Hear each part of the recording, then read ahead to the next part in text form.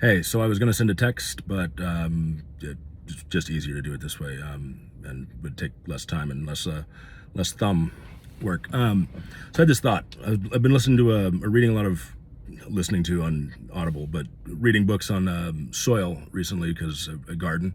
Um, and I just finished one about what was it called? Soil, the or dirt, the erosion of civilizations, and it talks about how erosion and how fast we erode our land as people, uh, plowing it up and all that kind of stuff. How it's changed a lot in as far as it's helped civilizations to thrive when they learn how to actually maintain their soil, their fertile soil, and it's completely devastated just about every major you know faction of people, but from ancient Rome, slavery, running the cotton plantations, all that kind of stuff, tobacco originally.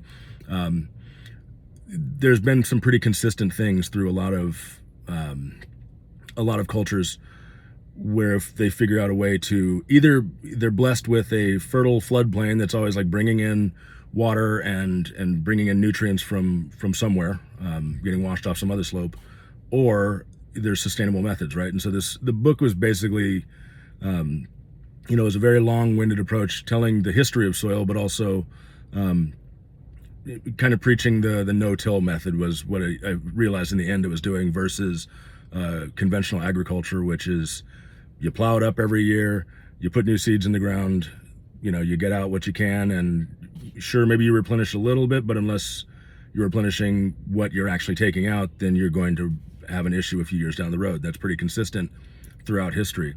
Um, and I was reading about this because I want to know how my own garden is going to be better longer term, what ideas I can take from that, and how I can kind of manifest that in the ground. I was originally doing a very conventional approach, and I've kind of switched closer. It's not like back to Eden necessarily, but it's closer to this, like, let the ground do what it does, keep the soil covered all the time, keep moisture in it, make sure that there's always nutrients going back in. Those nutrients come from organic material, humus, being put back into the soil and not tilled back in, because that disturbs all sorts of microbial life that's happening right at the soil level, which is, the soil is maybe 6 inches to 12 inches deep. um, and so that's really the only usable dirt, so to speak, that we have in the world, is this teensy little thin crust. And I'll get back to it. Our way of going about things typically has been, okay, well, we farmed this land and no longer is it producing as well, so we'll move on to new land and keep doing that. And then you've got all this barren, crappy land that's not really doing much. And of course, we've started to run out of land. That's just a problem because there's a lot of people. And there's a point to this, but so all that to say, yes, that matters for our civilization. There's currently a new kind of agricultural revolution that is talking a little bit more about this no-till method, about really making sure we're stewards of the land, for our own society, for our own, for America to keep existing for a really long time. We have to do things better than we did them 100 years ago. Things like the Dust Bowl should have never happened. But all that to say, looking into reparations, I was kind of thinking about this one and like, well, there's an innovative way to do that one as well, which, it's not 40 acres and a mule, but the concept is actually kind of right. And I was thinking about, I wonder if there's been much study on it, but I'm interested in, right now there's a whole bunch of conventional farms. There's a whole bunch of conventional farming land that is useless. It's not getting taken care of.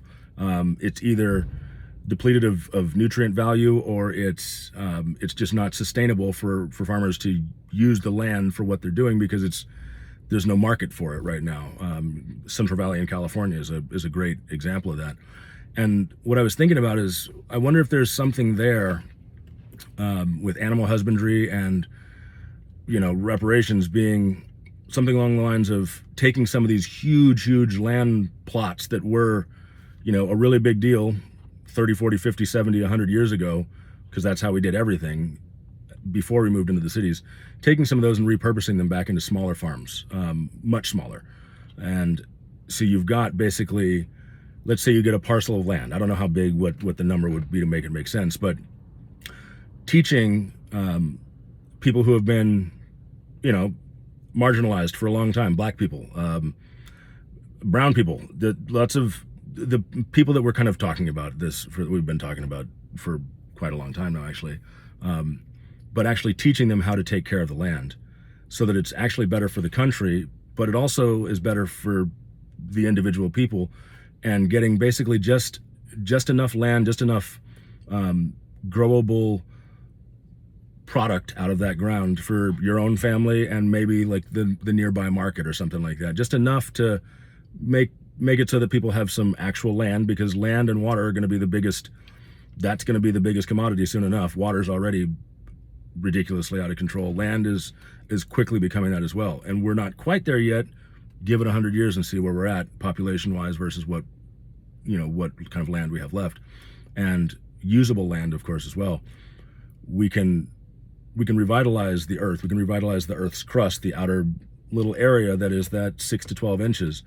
But we have to actually do that. And it's not really feasible for a farmer who was doing conventional farming forever to all of a sudden now focus solely on replenishing his land when he's like, but I got to feed my family and I got to pay the bills for this place, the mortgage on the lot of land. Rather, government programs could go in there and, you know, pay people essentially to pay the farmer to break up his plot of land and make it into a whole bunch of different little teensy farms, and then put some money into teaching people how to use that land and getting lower middle income people off of the streets, off of crime, off of drugs and all that kind of stuff, and giving them a purpose, giving them some sort of purpose. Because I think eventually most people want something, they want to do something that matters. And this is a beneficial thing for both the people learning about it, the country as a whole, the farmers who are, you know, struggling to be able to just literally pay their bills because the world doesn't work that way anymore. It's getting cheaper and cheaper for produce to work that way. This mass production scale doesn't really work long term for any society, and that's been pretty well proven throughout history. So I wonder if there's something there. I haven't really thought about it too deeply. It's just, as I finished that last book on erosion of civilizations, that thought kind of came in of like, well, there is something to that. And I say 40 acres and a mule. So not 40 acres, not a mule specifically, but some sort of livestock. You know, at my house, for example, we have 19 chickens right now. There's 8 more chicks, but there's 19 chickens, and their manure that's in their pen goes on top of, you know, I have wood chips and I have pine needles and all sorts of other things. It all mixes together and just makes a ridiculous compost. It's been more effective for me than any fertilizer has ever been. And I don't really work with anecdotal stuff too much, but I mean, the proof's right there. And as I've been doing more research on it, I'm like, oh yeah, this there's some real truth here. To that makes, I mean, that's the best fertilizer you can have, is a natural kind of fertilizer, which makes sense because that's just how we get things into the ground. That's how the ground interacts with itself already. It would make sense that replenishing the ground with the stuff that we're putting into, that we're taking out of it, literally taking out of it and then putting it right back in via chicken manure or whatever, mixed with non-organic material to make a compost. That has been a big game changer for us, and I'm wondering if we start to utilize that. You know, here's your small parcel of land, and here's 15 chickens. Go. Now that person is self-sustainable, and they can also help take care of other people a little bit, not too much, not on a mass scale, but on a small scale. But it also helps get people off the streets in the cities. The homeless problem that we're having here in California is nuts, and not all of them are crazy. I know there's probably a bunch of them are crazy. Not all of them are crazy. A lot of them just made really bad decisions, and things spiral. When they continue to spiral, confidence goes down, not having a purpose, other things fill in the gaps. Just like in nature, if you leave bare soil, something will come in nature unless you don't let that happen. There's a reason that happens, and I think it's a pretty symbiotic approach in general in life that is pretty consistent throughout all living things, whether we're talking about a soil or people or animals or the interaction between them all.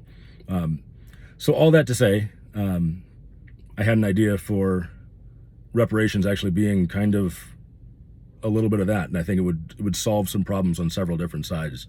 And I kind of just wanted to know what you thought about it. I want to go deeper into it myself. Like I said, I just had the thought, so there's like no research on it, and I normally don't even mention things unless I've researched it pretty extensively. But the thought seems to have some weight to it, some value to it. I'm curious to think if what am I not thinking of, or more so, what do you think about it? What's yeah, I guess that's all. Anyways.